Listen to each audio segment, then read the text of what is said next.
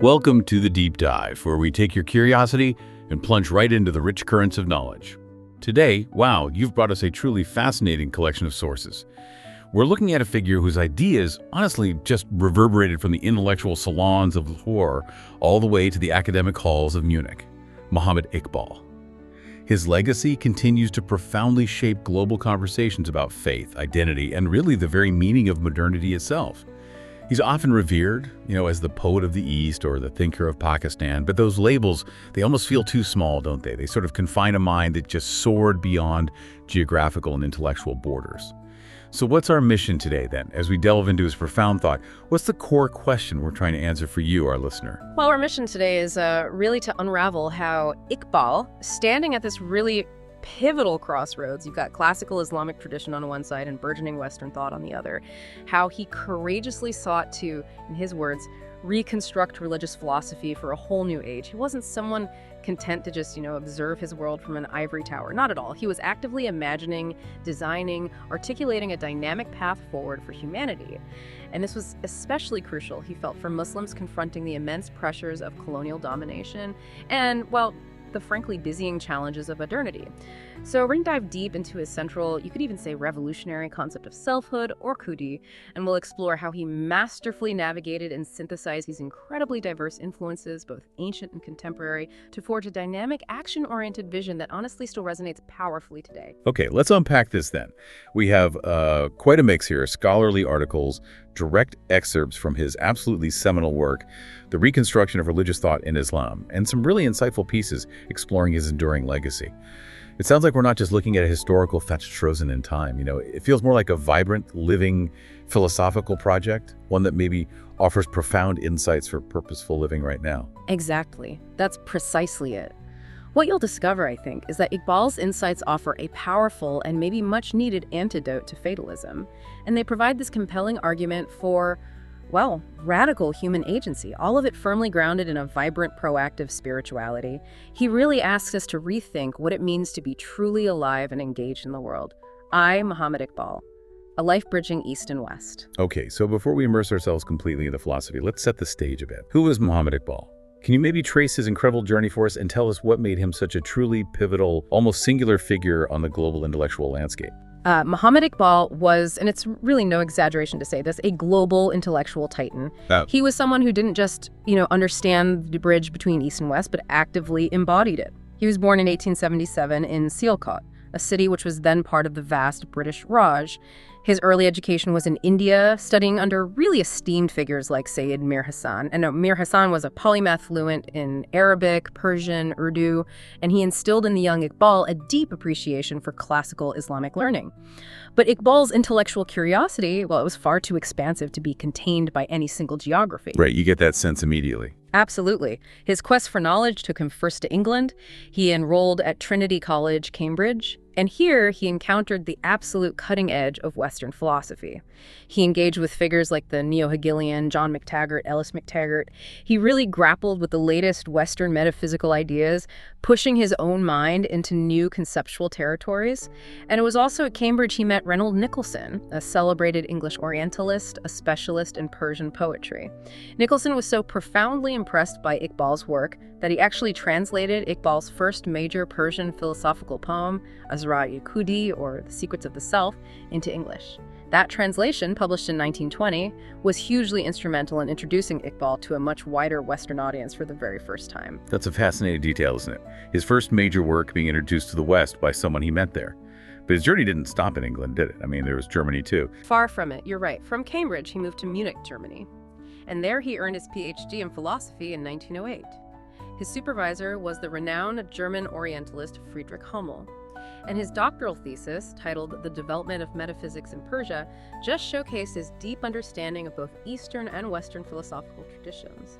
So this extensive cross-cultural education meant he was profoundly versed not just in, English, German, Urdu, and Farsi literary, theological, philosophical traditions, but he also vigorously defended his own profound knowledge of Arabic and its theological nuances. He wasn't just reading books, he engaged directly. He conversed with other eminent Western scholars and philosophers, people like the celebrated French Orientalist Louis Massignon and the hugely influential French philosopher Henri Bergson.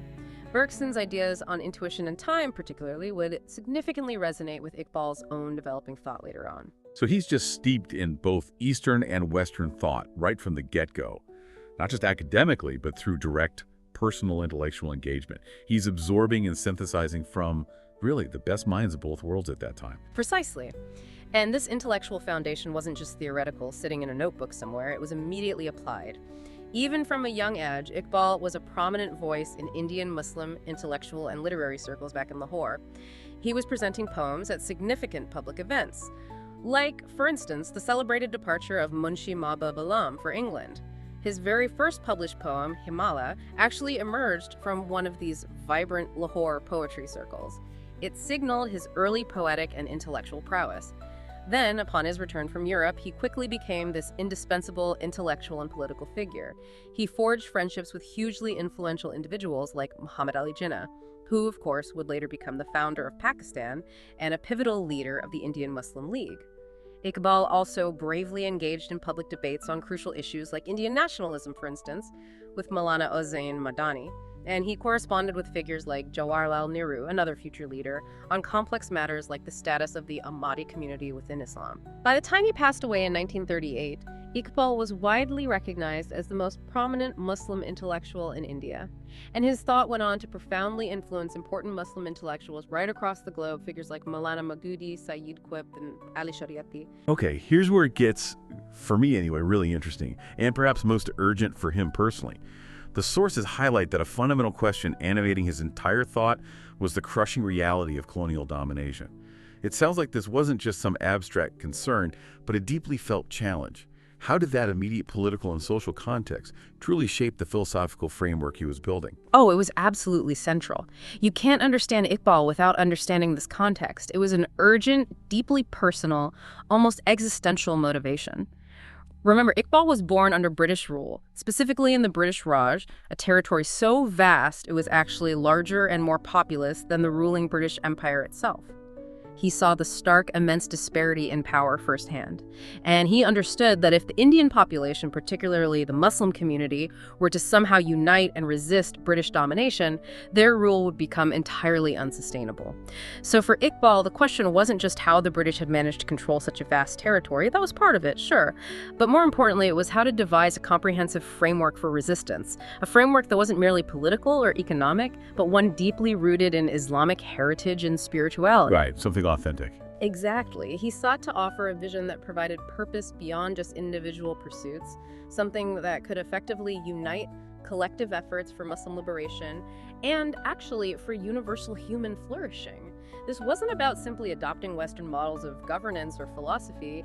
He wasn't interested in just catching up to the West. Instead, it was about fashioning an authentic, spiritually founded Muslim modernity, one that could stand on its own terms, critique the West where necessary, and provide a truly indigenous and dynamic path forward. A path for his community, yes, but ultimately for humanity at large. He wanted to reignite a sense of agency and dignity that he felt had been eroded by centuries of decline and then, of course, colonial subjugation. So a really practical, urgent motivation driving this profound philosophical work. Fascinating. It truly gives his, sometimes abstract-seeming ideas a very real-world grounding. It shows that philosophy can actually be a tool for liberation. 2. The ethics of selfhood, Khudi. Iqbal's spiritual foundation. Okay, let's dive into what you call the heart of Iqbal's thought, his ethics of selfhood, or Khudi. His term Khudi feels absolutely central to understanding his entire project. What exactly is this concept, and why is it so fundamental to his vision for individual and collective renewal? Well, at its core, Khudi represents the individual ego, the self. But crucially, it's about its dynamic journey towards perfection. For Iqbal, it's far from a static, isolated notion of self-centeredness, which is how ego often gets interpreted in the West. In fact, he famously intertwines it with the very essence of Islamic monotheism. He states it with striking clarity. The hidden secret of Khudi is La ilaha illa Allah, meaning the affirmation of God's absolute oneness, that there is no God but Allah, is the very essence, the foundational secret, the ultimate truth of selfhood itself.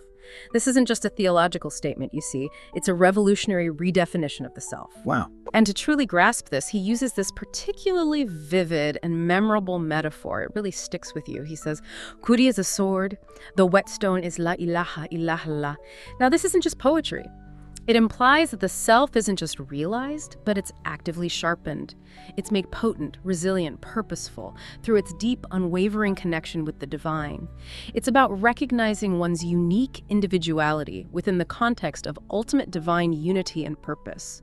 And this offers a profound counter, doesn't it, to the very fatalism and passivity that colonial rule often sought to instill.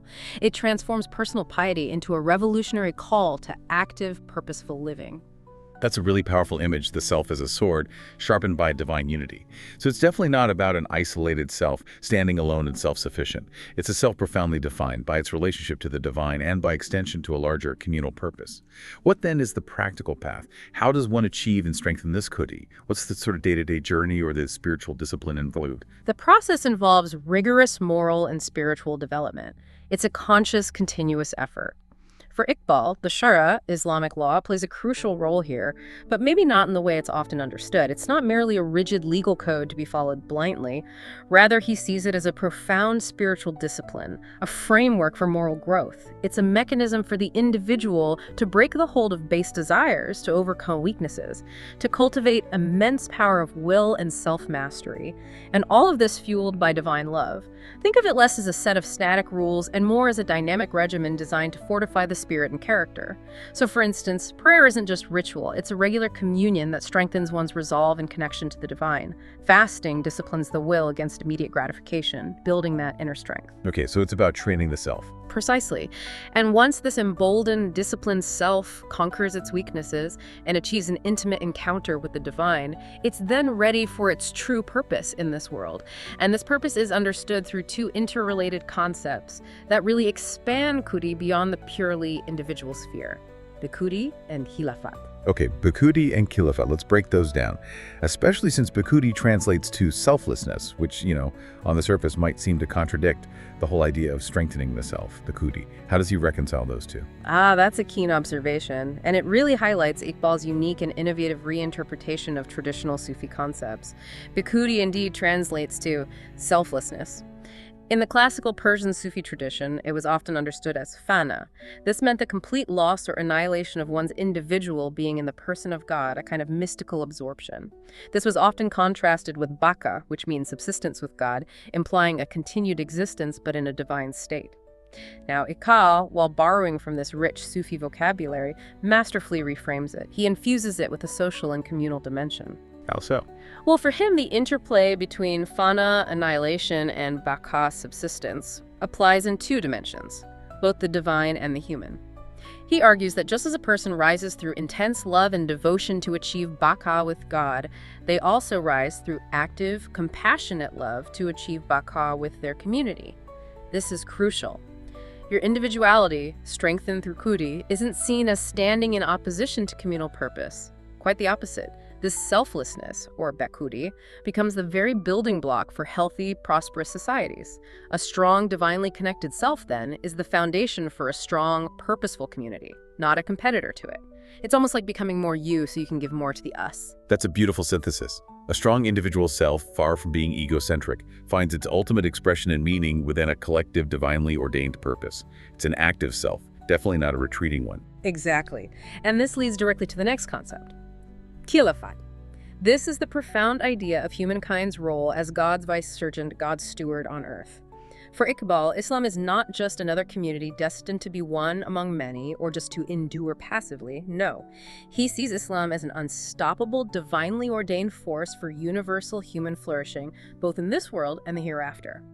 Therefore, the role of Muslims collectively is to act as Allah's vice-students, to steward and shepherd the spiritual, moral, intellectual, economic, and political flourishing of all humanity, not just their own segment. This expansive and proactive vision is precisely why he's considered a creative theorist of an authentic Muslim modernity. He's not merely an anti-modern, decolonial thinker, just rejecting Western ideas. He envisioned a path forward that was distinct, spiritually grounded, universally applicable, and deeply responsible. That's a truly powerful and, expansive vision, advocating for a proactive, engaged, and global role for Muslims in the world, not just for their own well-being, but for all of humanity. He's really pushing against any notion of passive retreat, quietism, or isolationism. Indeed. And he was acutely aware of the spiritual and intellectual challenges of his time. He strongly critiqued medieval mysticism, particularly what he saw as its latter-day representatives for its perceived shortcomings. He felt it had failed to inspire fresh thought and, perhaps even worse in his view, perpetuated false renunciation and spiritual thraldom. He observed that modern man, often wholly overshadowed by his intellectual activity and disconnected from spiritual depth, had ceased to live soulfully, meaning from within. And this led to profound internal conflict and external discord, driven by what he termed ruthless egoism and infinite gold hunger, which, in his view, was gradually killing all higher striving in him and bringing nothing but life weariness. Can you give an example of that critique? Sure. For instance, he critiqued the popular Sufi notion, or at least a popular interpretation, that the world is simply an illusion, something to be escaped from rather than engaged with and transformed. For Iqbal, this bred a passivity that prevented action and, in the context of his time, reinforced colonial subjugation.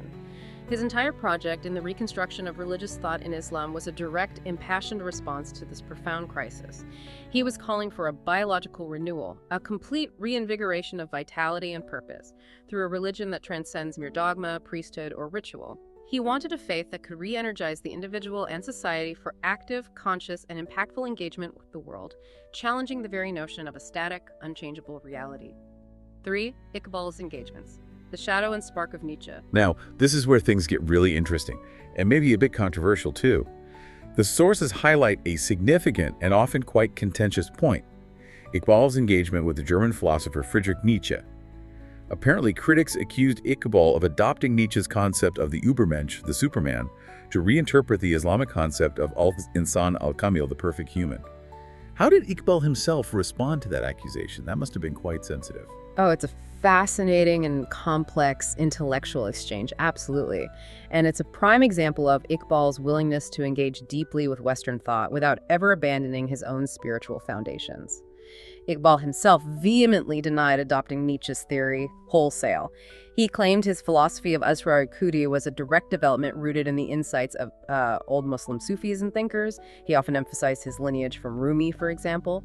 However, the sources also point out quite critically that the substantiation of this specific claim rested on thin air, and that some aspects, particularly in his earlier works, do indeed seem to show a clear Nietzschean influence. So it's complicated. Very.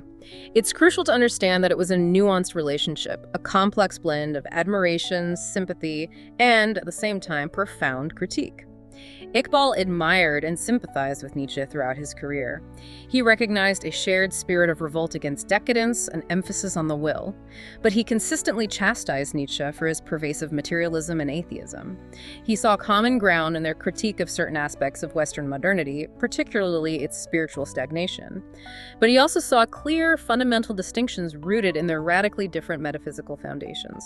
One grounded in divine unity, the other in a godless universe. Okay, so a nuanced admiration, definitely not a blind adoption.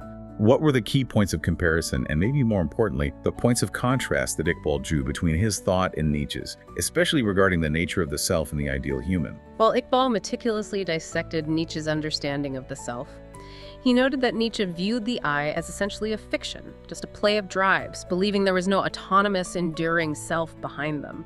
He even linked this, interestingly, to Kant's conclusion that God, immortality, and freedom were perhaps useful fictions for practical purposes, but not verifiable realities.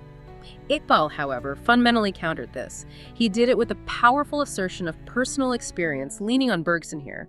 He reiterated the Bergsonian intuition of the self, arguing that from the viewpoint of inner experience, the I is an indubitable fact that just stares us in the face, despite any intellectual analysis trying to dissolve it. For Iqbal, the ego was a real, spiritual entity, not merely a construct. And the perfect human versus the Übermensch. Yes. He explicitly distinguished the Islamic perfect human, al-Insan al-Kamil, from Nietzsche's Übermensch. For Iqbal, the Islamic ideal achieves perfection by realizing the eternal now living fully in the present moment, but infused with divine awareness. This was a concept he distinctly pointed out he didn't find in Nietzsche's philosophy. Moreover, he argued that Nietzsche's Übermensch was primarily a biological product, focused on a kind of physical or evolutionary supremacy driven by the will to power. The Islamic perfect human, by contrast, is the product of profound moral and spiritual forces, things like virtue, justice, duty, and crucially, divine love. Even his famous coal diamond analogy, when he says, "Be as hard as the diamond." Iqbal insisted this wasn't about Nietzschean callousness or pitilessness. It was about spiritual fortitude, inner strength, unwavering resolve in the face of life's challenges, resilience forged through faith, not brute force. It really sounds like he was consciously, maybe even vigorously, trying to carve out a distinct, spiritually grounded path, even when using language or ideas that seemed, on the surface, similar. Did he also find any common ground with Nietzsche's criticisms of the modern world, beyond just the critique of materialism? Yes, he did find significant common ground there, particularly on the issue of nationalism, which he, like Nietzsche, saw as a potentially destructive force. Nietzsche famously described patriotism and nationalism as sickness and unreason, and the strongest force against culture. Iqbal echoed this observation with his own critique. He noted that modern Muslims, particularly in places like Turkey, Egypt, and Persia, were paradoxically seeking fresh sources of energy in these new, often narrow, national loyalties. He recognized their potentially destructive cultural impact. He argued that nationalism, alongside atheistic socialism, could draw upon these powerful psychological forces of hate, suspicion, and resentment, ultimately impoverishing the soul and closing off the spiritual energy crucial for universal human flourishing. So this critical stance on nationalism as a divisive, soul-crushing ideology, that was a significant point of convergence between the two thinkers, even if their ultimate solutions and metaphysical frameworks diverge wildly. Interesting. And what about Nietzsche's concept of eternal recurrence? That's a truly heavy, almost unsettling idea for many people. How did Iqbal engage with that specific aspect of Nietzsche's thought? Oh, Iqbal was profoundly critical of eternal recurrence. He saw it as a more rigid kind of mechanism, based, he thought, on a working hypothesis of science rather than an ascertained fact or a deep spiritual insight. He argued quite forcefully that it makes immortality absolutely intolerable. Why? Because it implies that everything, including the Superman, has already occurred an infinite number of times and will recur infinitely in precisely the same manner. This just removes all novelty, all genuine aspiration. For Iqbal, true aspiration is for what is absolute new, for a future rich with unprecedented possibilities and creative acts. Nietzsche's doctrine, far from energizing the will, he argued, tends to destroy its action tendencies and relaxes the tension of the ego. In his view, it was nothing more than a fatalism worse than the one summed up in the word kismat, referring to a kind of fatalistic view of destiny in some Islamic interpretations. He believed that such a doctrine would prevent the human organism from actively engaging in the struggle of life. It makes creative effort seem pointless if everything is just destined to repeat endlessly. 4. Reevaluating reality. Iqbal's philosophical reconstruction. Okay, this brings us squarely to Iqbal's broader philosophical masterpiece, the Reconstruction of Religious Thought in Islam. What's the fundamental approach he takes here, especially concerning the complex, often contentious, relationship between religion, modern science, and philosophy? Well, right in his preface to the Reconstruction, Iqbal clearly states that the Quran emphasizes deed rather than idea. Now, this isn't just a passing comment. It informs his entire methodological approach. He observed that modern man, having developed these habits of concrete thought, habits that, ironically, he argued Islam itself had fostered in its earlier scientific stages, had become less capable of the inner experience that religious faith ultimately rests upon. Modern man also, in his view, tended to suspect this inner experience because of its liability to illusion and a kind of scientific bias towards external empirical verification. Right, the demand for proof. Exactly. So his ambitious aim was to reconstruct Muslim religious philosophy with due regard to the philosophical traditions of Islam and the more recent developments in the various domains of human knowledge. He saw the present moment, the early 20th century, as particularly favorable for this kind of undertaking. He noted optimistically that classical physics was then criticizing its own foundations, and materialism seemed to be rapidly disappearing as scientific paradigms shifted with relativity and quantum mechanics. He even hinted at a future harmony where religion and science might discover hitherto unsuspected mutual harmonies, moving beyond their historical conflict towards a more unified understanding of reality. It was a bold, maybe even prophetic vision for his time. So he's definitely not against modern thought or science at all. Rather, he sees this potential for integration, even using science's own self-critique as an opening for religious philosophy to reassert its relevance and, perhaps, even guide science in some ways. Precisely. He firmly believed there's no such thing as finality in philosophical thinking, and strongly advocated for an independent critical attitude towards all intellectual progress. This meant Muslims shouldn't just passively inherit intellectual traditions, whether Islamic or Western, but actively engage with them, questioning and reevaluating. And he also made this truly provocative and crucial argument that the spirit of the Quran was essentially anti-classical. Now, this is a significant point because, in his view, early Muslim thinkers, operating under the spell of Greek thought, had read the Quran in the light of Greek philosophy. And in doing so, they missed its core emphasis on concrete experience, empirical observation, and the dynamic, observable aspect of reality. He felt this historical misreading obscured their vision of the Quran for over 200 years, leading to a kind of intellectual stagnation until an intellectual revolt began to emerge around the time of the Abbasid Caliph al-Ma'mun in the 9th century. Anti-classical. That's a strong claim, especially considering the monumental impact Greek thought clearly had on early Islamic scholarship. Can you elaborate on how the Quran was anti-classical in his view? What were those stark differences he observed? Well, he highlighted fundamental differences between the Greek philosophical tradition, particularly Platonic and Aristotelian thought, and the Quranic worldview. Take Socrates, for instance. He famously focused almost exclusively on the human world, stating that the proper study of man was man, and largely neglecting the natural world, plants, insects, stars. Iqbal argues this is profoundly unlike the spirit of the Quran, which sees divine signs in even a humble bee, and constantly calls on us, the readers, to observe the perpetual change of the winds, the alternation of day and night, the clouds and the starry heavens, and planets swimming through infinite space. For the Quran, the universe is a dynamic text, constantly revealing divine truth through observation. Then there's Plato, who famously despised sense perception. He viewed it as yielding mere opinion rather than real knowledge, preferring the eternal, unchanging forms accessible only through reason. Yet the Quran, in stark contrast, regards hearing and sight as most valuable divine gifts, and explicitly declares them to be accountable to God for their activity in this world. They are faculties for discerning truth, not obstacles to it. Iqbal argued that Asian cultures often failed by approaching reality exclusively from within, leading to theory without power, a kind of mere idealism, a dreamy introspection without concrete impact on the world. The Quran, however, demands a balance. It supplements sense perception with the perception of what the Quran describes as fuad or qalb, the heart. Now, this heart isn't just emotion, it's an intuitive, spiritual intellect that grasps deeper realities. It's a holistic approach, integrating inner and outer experience, reason, and intuition. That's a powerful argument for a holistic approach to knowledge, deeply rooted in the Quranic text itself. And it really emphasizes observation and engagement with the physical world.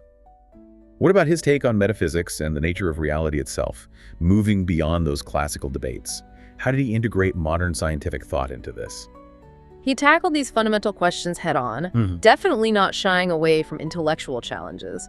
He critiqued traditional ontological and teleological arguments for God's existence, like those from Descartes, arguing they ultimately fail to bridge the gap from the purely logical to the real.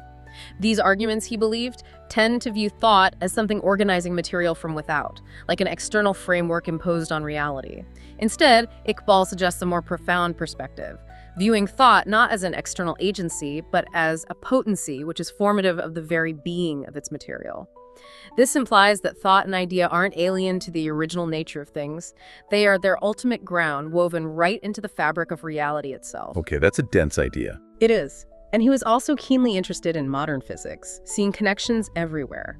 He discussed Alfred North Whitehead's theory of bifurcation of nature, which challenged that old Cartesian split between the physical world, measurable objective, and our subjective sensations, colors, sounds. Iqbal highlights Whitehead's insistence that the red glow of sunset is as much part of nature as molecular vibrations, a unified view of reality, which he felt echoed the Quran's holistic perspective.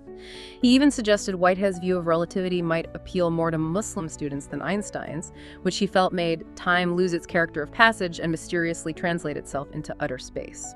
For Iqbal, time's passage, its dynamic quality, was absolutely essential for an active, evolving universe. So if I'm understanding this correctly, the universe isn't some static collection of things just waiting to be observed, but a dynamic, evolving, and deeply interconnected process where even thought itself plays a formative role. Exactly. That's a great way to put it. He notes that physical science has reduced all things to movement. He then critiques Bergson for ending up in a dualism of will and thought, arguing instead that life and thought permeate each other, forming a deep organic unity, a continuous flow. The universe, just like our conscious experience, is a free, creative movement. And here's a truly surprising connection he makes. For Iqbal, even the most orthodox Muslim theology, like that of the Ash'arites, this was a school of thought prominent from the 9th to 13th centuries, with their theory of atomic creation and continuous recreation, where God creates and annihilates atoms moment by moment. He argues this actually aligns more closely with the dynamic anti-classical view of the universe than with the fixed, static Aristotelian cosmos. Well, yes. He calls for future theologians to reconstruct this purely speculative theory by bringing it into closer contact with modern science. He specifically mentions Max Planck's theory of quanta and Whitehead's idea of electrons appearing at discrete positions in space, suggesting that maybe continuous movement is an illusion, just a series of discrete events. It just shows his incredible capacity to find parallels and inspirations across seemingly disparate fields of knowledge, always pushing for a dynamic interpretation. Host-speaker. That's a fascinating link he's drawing there between ancient Islamic theology and cutting-edge modern physics, suggesting a kind of surprising intellectual kinship. What about the very fabric of existence, things like time and space? You mentioned he felt Einstein spatialized time too much. How did he see them? He explores this in profound depth, really challenging our conventional linear understanding. He references the Sufi poet Iraqi's concept of infinite varieties of time, which are relative to different grades of being, different levels of consciousness. This leads to the idea of divine time, which is absolutely free from the quality of passage. It has neither beginning nor end. It's an eternal present. Iqbal emphasizes that a purely objective, mechanistic view of time is just insufficient. A careful psychological analysis of our conscious experience is needed to truly grasp its nature. He distinguishes between the appreciative self, which lives in pure duration, that is, change without succession, an organic whole, an eternal now, and the efficient self, which operates in atomic time, the sequential time we use for practical purposes. This atomic time is born out of the movement from appreciation to efficiency, from intuition to intellect. So our ordinary sequential time is really just a fragmented experience of a deeper holistic reality. Okay, he concludes that the time of the ultimate ego God is change without succession. It's an organic whole that only appears atomic to us because of its creative movement. This view allows for God's priority to time, where all events, past, present, and future, are somehow present in a single infinite act of perception. It's a profound way to try and understand eternity not as just endless linear time, but as a completely different quality of being. That's definitely a lot to wrap our heads around. But it sounds like he's always trying to reconcile our human, finite, sequential experience with a greater dynamic divine reality, always seeking unity. What about human suffering and purpose within this melioristic, evolving universe he describes? How does he make sense of the challenges we inevitably face? Indeed. And this leads directly to his unique perspective on human suffering and purpose. He dismisses both pure optimism, he mentions the poet Browning, who saw all is well with the world regardless of hardship, and pure pessimism, like Schopenhauer's bleak view of a world of perpetual winter and endless struggle. Instead, he advocates for meliorism. It's a philosophy that recognizes a growing universe and holds an earnest hope of man's eventual victory over evil, but crucially through active effort. It's a kind of pragmatic optimism, acknowledging the struggle but emphasizing the potential for improvement. For Iqbal, even the legend of the fall of Adam, which in ancient cultures often arose from primitive man's desire to explain misery and death in an often uncongenial environment, is not about divine punishment in the traditional sense. Rather, he sees it as a purposeful act, placing man in a painful physical environment that is actually better suited for the unfolding of his intellectual faculties and the development of his character. Error, or intellectual evil, making mistakes, learning through trial and error, becomes an indispensable factor in the building up of experience. Man is called to bear the trust of personality, to struggle and achieve true manhood through patience under ills and hardships. So suffering isn't arbitrary, it's a crucible for growth, a challenge specifically designed to forge your Khudi. So not just enduring suffering passively, but actively growing through challenges, seeing them almost as opportunities for development, a path to realizing one's true potential. That's a world away from passive resignation. Islam's dynamic legacy: science, law, and society. Beyond the profound philosophical underpinnings we've discussed, Iqbal also saw this dynamic, progressive spirit inherent in Islam itself. He argued it contributed profoundly to human civilization, particularly in areas like science and law. Can you elaborate on that? Because this really challenges some of the common Eurocentric narratives of scientific and legal progress, doesn't it? Absolutely. Iqbal made a bold and significant assertion that the birth of Islam is the birth of inductive intellect. He argued that the Quran's constant appeal to reason and experience, its emphasis on nature and history as primary sources of human knowledge, promoted a critical observation of man's outer experience. By divesting natural forces of the divine character that earlier pagan cultures had clothed them in, this essentially opened nature up for empirical study without fear of committing sacrilege. Okay, freeing it up for investigation. Yeah, precisely. And he pointed out that the experimental method, often exclusively credited to Europe and figures like Roger Bacon, actually had deep Islamic origins. He cited figures like Al-Kindi, the 9th century Arab polymath, known for his discoveries in experimental psychology, things like observing reaction time, and establishing the principle that sensation is proportionate to stimulus. That's essentially early psychophysics. He also highlighted Ibn al-Haytham, the 11th century polymath, a true pioneer of optics.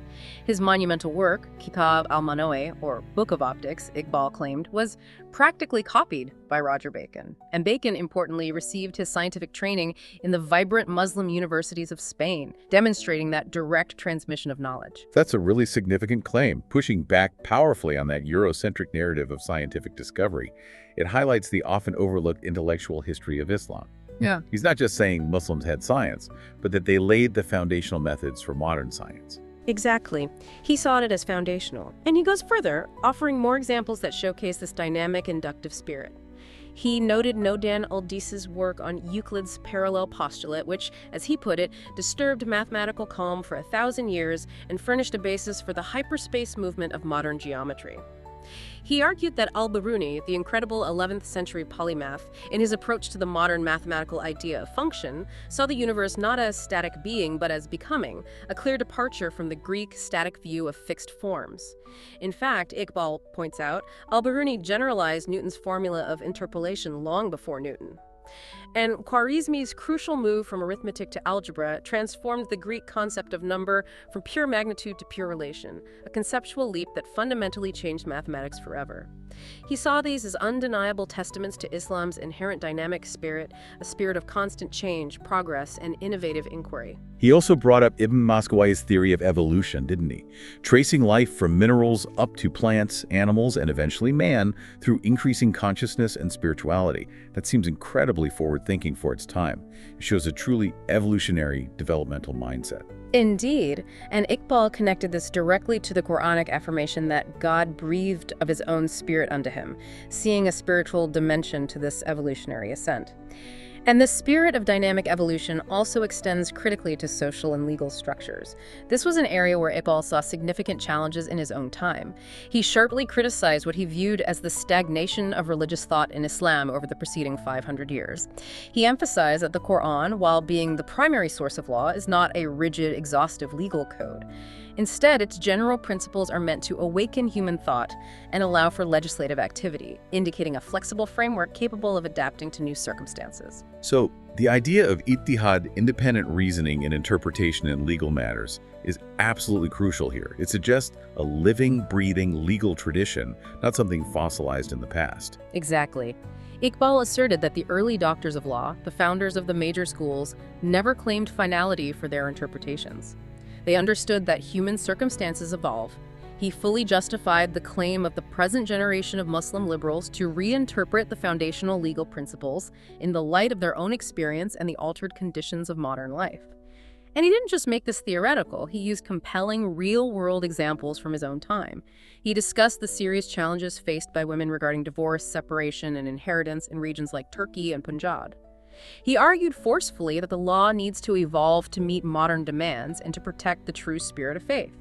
The spirit which, according to Islamic tradition, aims to protect 5 essential things: din, religion; nafs, self-life; aqlan, intellect, treason; mal, property; and nasl, progeny, family. So outdated laws could actually harm these core objectives. Precisely.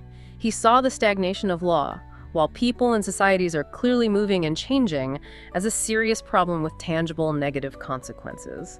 For example, he noted that in the Punjab of his time, Muslim women were sometimes driven to apostasy, literally converting out of Islam, simply to escape undesirable marriages. Why? Because the existing legal interpretations hadn't adapted to provide them with equitable divorce options available under modern conditions.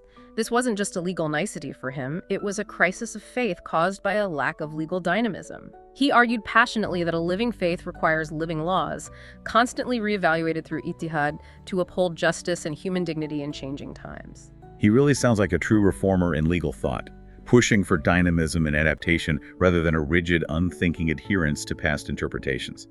He's saying the letter of the law can't be allowed to betray the spirit of justice. He was indeed a profound reformer in this area, and he meticulously traced the roots of this dynamism back to early legal debates within Islam itself. He discussed qiyas, or analogical reasoning, and the historical controversies between different legal approaches. For example, the deductive, speculative approach of Abu Hanifa's school, which prioritized reason and hypothetical scenarios, versus the inductive, precedent-focused approach of the Hijaz legists, who relied more heavily on the practices of the early Muslim community in Medina. So, different ways of thinking about law from the beginning. Exactly. And Iqbal saw the resolution, or maybe the synthesis of this debate, particularly the critique that emancipated the concrete, meaning it forced legal thinkers to look at real-world conditions rather than just abstract principles. He saw this as bringing out the necessity of observing the actual movement and variety of life in the interpretation of juristic principles. This critical engagement, he argued, allowed Abu Hanifa's school, in its assimilated form, to possess much greater power of creative adaptation compared to other schools, precisely because it learned to balance reason with real-world application. He believed that this historical struggle itself affirmed the principle that legal thought must remain responsive to the changing conditions of human life, continually renewing itself to stay relevant and just. He's really advocating for a constant, active engagement with the world and with one's faith, isn't he? Rather than any kind of retreat into static interpretations or stagnation, it's a powerful call to intellectual and social action, to keep the faith alive and relevant. 6. The power of religious experience and the world-making ego. Throughout our deep dive today, we've repeatedly touched on this idea of religious experience. How does Iqbal ultimately view its role for the individual, especially in contrast to what pure reason or empirical science can offer? What is its unique power, according to him? Well, for Iqbal, religion, quote, in its higher manifestations is neither dogma, nor priesthood, nor ritual. He sees those as the external forms, the shells. Instead, true religion is about a spiritual interpretation of the universe, spiritual emancipation of the individual, and basic principles, directing the evolution of human society on a spiritual basis. He observed that while modern Europe had indeed built sophisticated idealistic systems along purely philosophical lines, truth revealed through pure reason is incapable of bringing that fire of living conviction which personal revelation alone can bring. That fire of conviction. Exactly. That's a critical distinction for him. Pure thought, no matter how brilliant or logically sound, has so little influenced men in terms of truly transforming their lives and societies, whereas religion, particularly through profound personal experience, has always, throughout history, profoundly transformed individuals and whole civilizations. Religion, for him, provides this vital, transformative energy, this deep conviction that mere intellectual concepts simply cannot ignite. It moves beyond abstract knowledge to a kind of felt, lived reality. So for him, religion isn't just a set of beliefs to be rationally understood and debated in a seminar room. It's a deeply personal, transformative, and active experience that reshapes one's entire being, leading to profound, tangible change. Exactly. He describes the mystic state, that peak religious experience, as a moment of intimate association with a unique other self. An experience that, he argues, is highly objective and far from being a mere retirement into the mists of pure subjectivity or some kind of hallucination. While he readily admits that mystic experience is largely incommunicable, it's more like feeling than thought, he insists it possesses a powerful cognitive element that lends itself to the form of idea. He even suggests, quite poetically, that idea and word both simultaneously emerge out of the womb of feeling, meaning our deepest thoughts and language are ultimately born from these profound emotional and spiritual encounters. And this very incommunicability, surprisingly, gives us a clue to the ultimate nature of the ego itself, its profound uniqueness, its metaphysical status, something that conceptual thought often struggles to grasp through logic alone. This sounds like a very active, almost heroic role for the individual within faith, where a personal, often ineffable experience is paramount and has tangible, even world-altering effects. It is indeed a heroic and world-making role he envisions. The climax of religious life, he argues, is the discovery of the ego as an individual deeper than his conceptually describable habitual selfhood. It's a realization of one's true, unique spiritual essence. This direct contact with the most real, with God, brings about what he calls a biological transformation, a complete reorientation and invigoration of one's entire being. And this transformation can embody itself only in a world-making or world-shaking act. This isn't just an internal feeling, it demands external manifestation. For Iqbal, religion is the only serious way of handling reality. Why? Because in the religious venture, the whole career of the ego as an assimilative personal center of life and experience is at stake. The whole self is on the line. The whole self. Unlike science, which he felt could afford to ignore metaphysics or treat it as mere poetry or a legitimate play of grown-ups, religion cannot. The stakes are ultimate. A wrong deed, he warns, degrades the whole person and can eventually demolish the ego itself, whereas a mere wrong concept only affects life partially, intellectually.